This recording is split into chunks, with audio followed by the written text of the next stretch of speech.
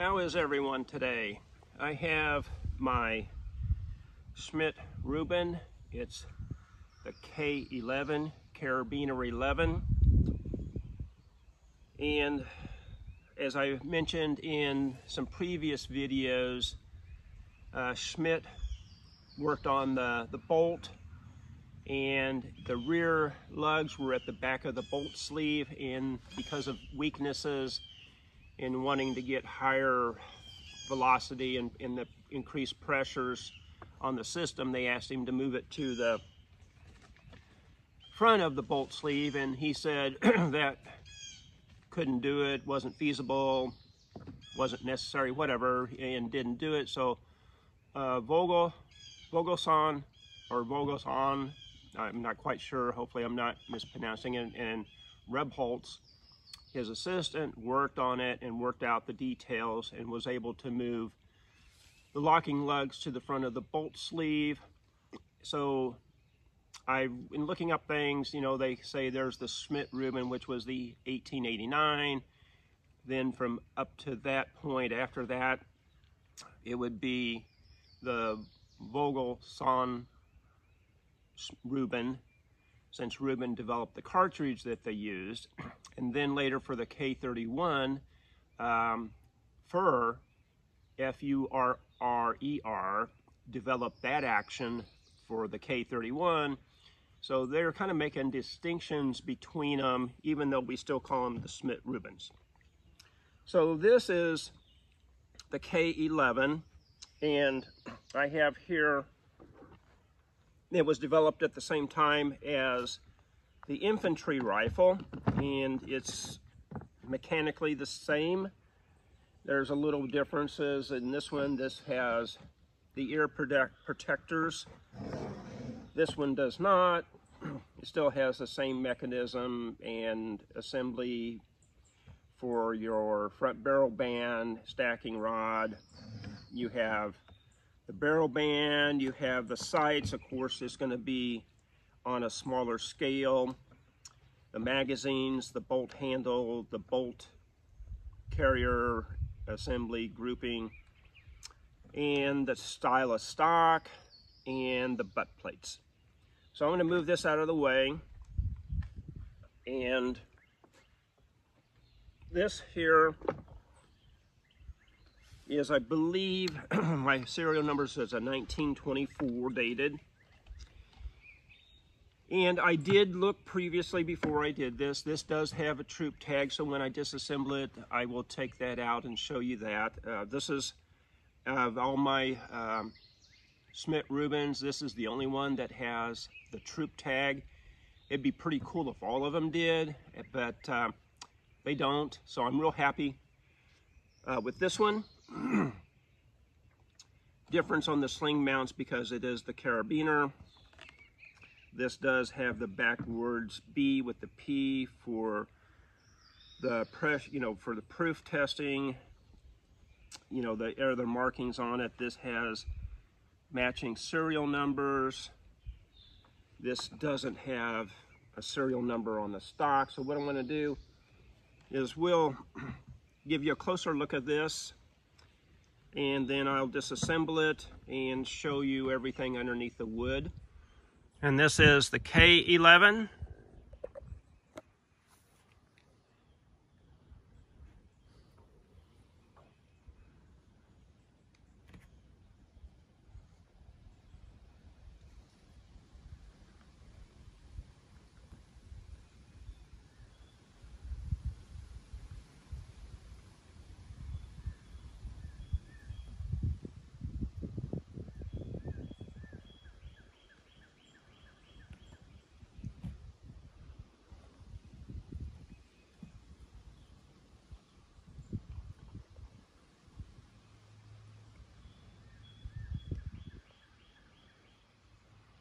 And I'll turn this over for the other side.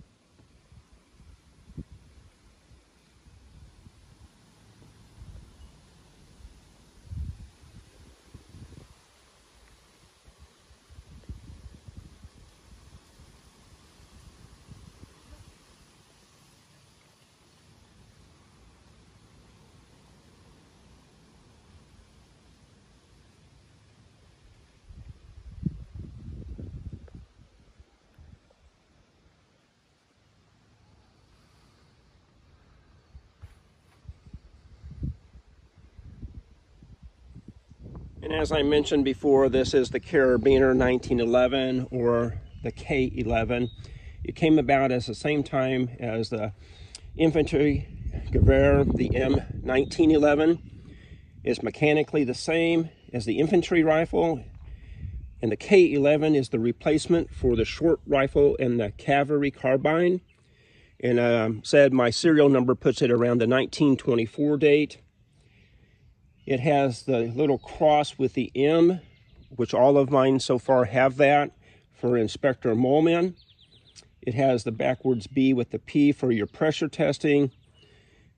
And from reading everything, says that that cross, it stands for the shooting test. It has the P for being privatized. There's a B on the barrel. This has the troop tag. So we'll get into the troop tag as we do that. And overall length on this is a 43.6. The infantry rifle was around the 51.4 or so. So let's say about 8 inches difference on this. And the weight on this is right at 9 pounds. It's like 8.85, whereas the infantry rifle was right about 10. So I'm going to take this apart, show you everything on that. And one of the other differences is on this barrel band as far as the infantry. This one is attached, or say screwed in on the bottom, whereas on the infantry it's up on the side versus being on the bottom.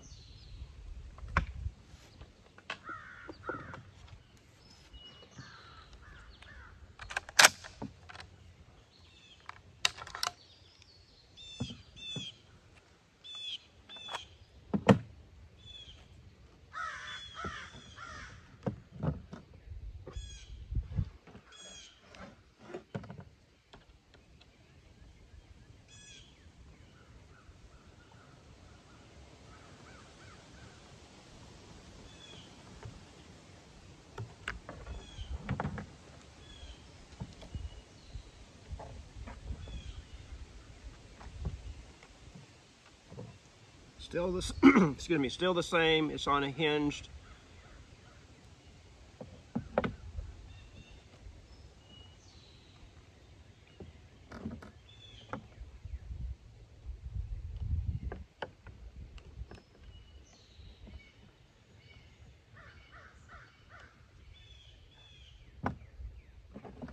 Does have the little catch.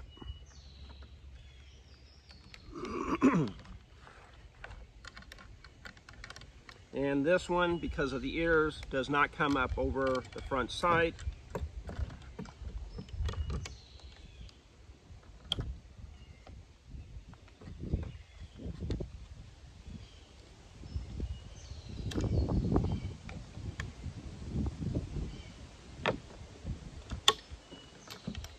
The difference on the top handguard, this has your little spring clips, whereas on the infantry rifle and on the 9611 rifle, it had that little protrusion under here that went underneath the front of the rear sight, clipped in. This one just snaps on. Then my serial numbers.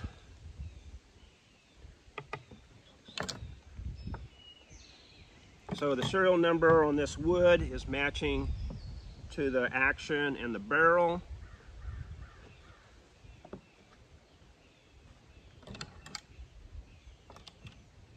In the previous videos, I always let you know that I release the tension on the screws rather than just doing one. I just help even out that as I'm going, and also when I reassemble it, I do it the same way. That way I feel like keeping the pressure equal across it as I go. And these do have the crosses on the small parts.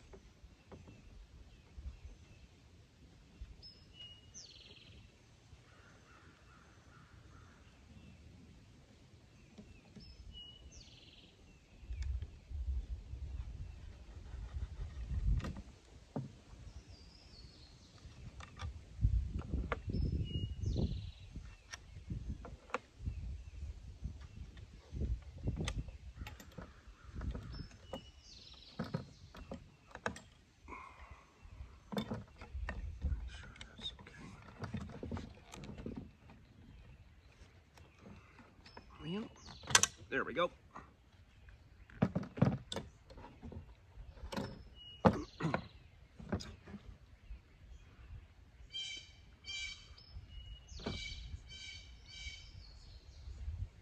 And this is also matching, so everything on this rifle is matching. And what I'll do is I'll give you the closer look up of the stock and the barrel.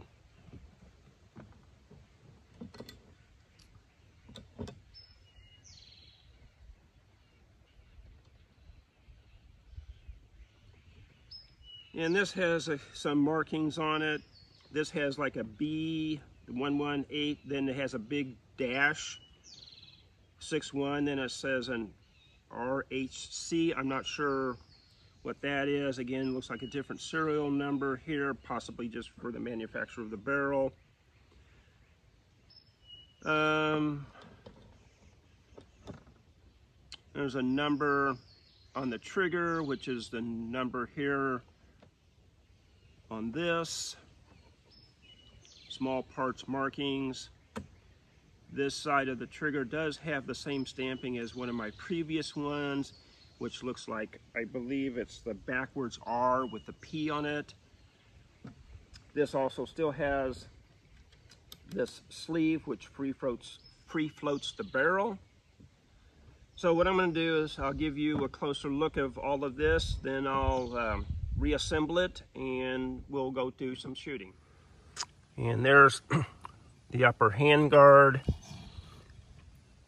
You have that, which, excuse me, retains the clip there.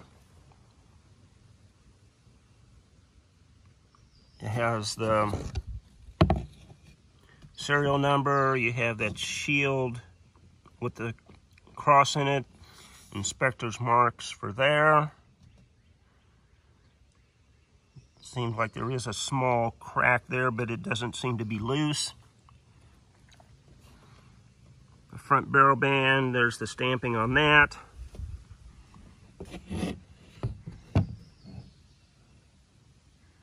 A small stamping there and there.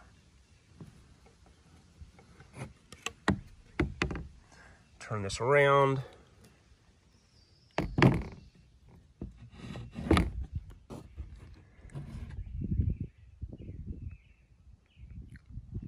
Looks like a little triangle stamping. I don't know if that's just markings or a stamp. Again, there's a good look at the shield with the cross in it for inspector's marking. Again, I've got the same serial number.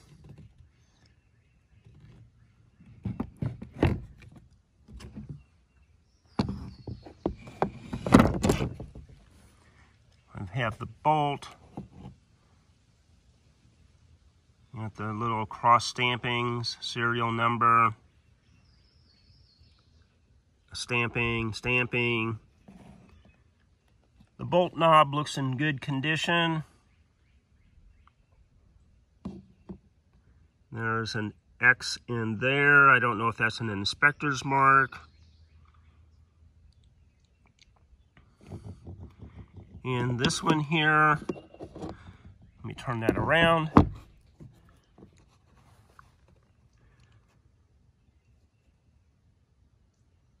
And that looks like the stylized or script D, where on my other one it did have two initials, if that's what you want to call them.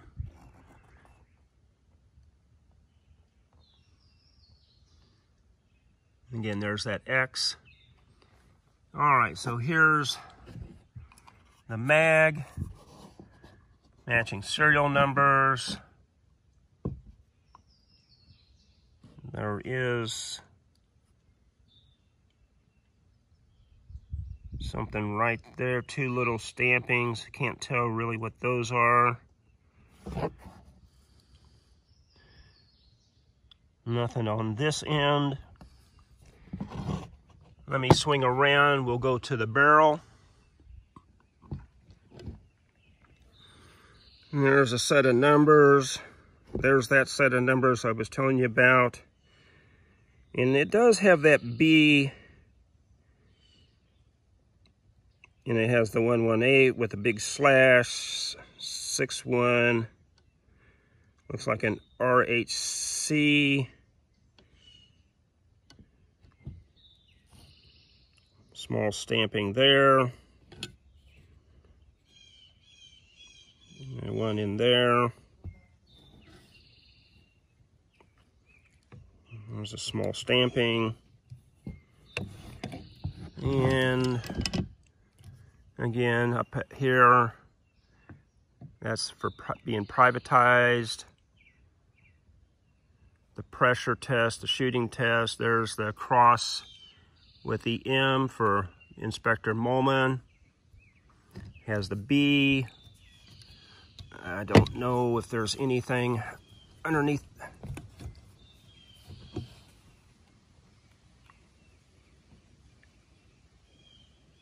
So those numbers match right there. So this is all matching assembly. And there's the front sight. You have the small stamping on the barrel band and on the ears. So I'm gonna go ahead. Oh, one more thing. I need to show you the troop tag, so I'll do that. So I took apart the butt plate, and then underneath it is the troop tag. This hole lines up with that hole and the hole there for the screw to hold it in place. So my understanding, last name is first, and then first name, Fusilier or Infantry Company, the 11th of the 192nd. The 13 is his birth date, so he was born in 1913. And I've looked up some where it shows more of like a house or street address in the town. This town is basically straight east of Bern by 100 miles, but you know, traveling by road, it's about a 2.5-hour drive. You got to kind of go up north and then back down. So I don't know if this is the town where he was born or the town and area where he served, because as I said, some of the other ones actually give like a house address, street address, and the town. Here on the back, again, is the serial number to the rifle. So this did belong, or does belong, to that rifle. So I'm going to go ahead and get this reassembled, and then we'll go out and do some shooting.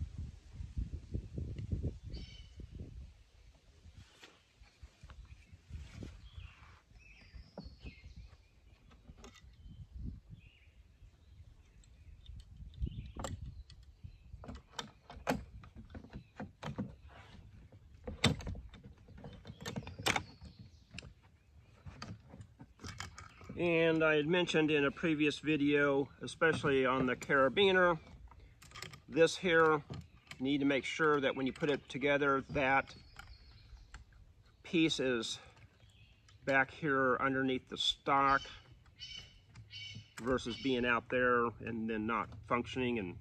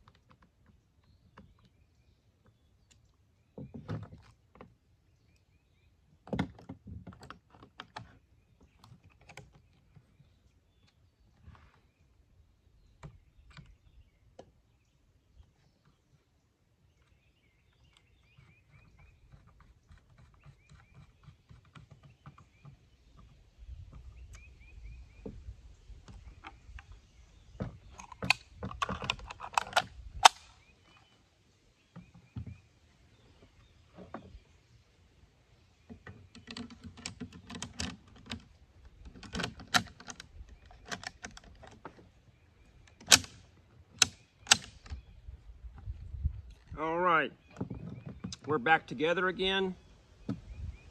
And here I want to show you the difference between the K11 and the K31. The overall length is the same, the weight's the same. They was able to shorten the bolt on this one, and thus having a little bit longer barrel and keeping everything as the same dimensions and the same weight. There is the difference on the receiver and somewhat on your rear sights. So we'll get into this one in the next video.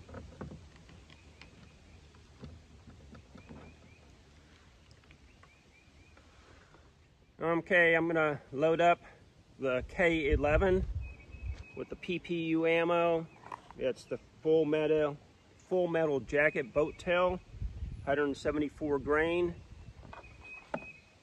5 shots down onto the target, and then we'll go check that out.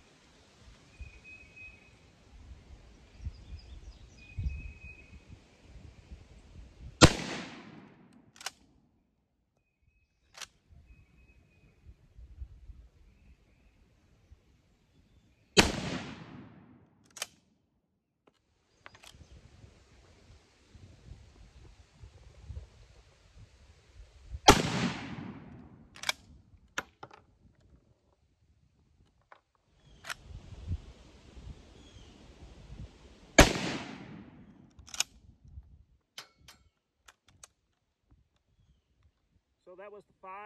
We'll go down and check the target. Here's what I have on the target. I have 1, 2, 3, and this looks like a double hole 4 and 5. Because I don't see anything else here on the target.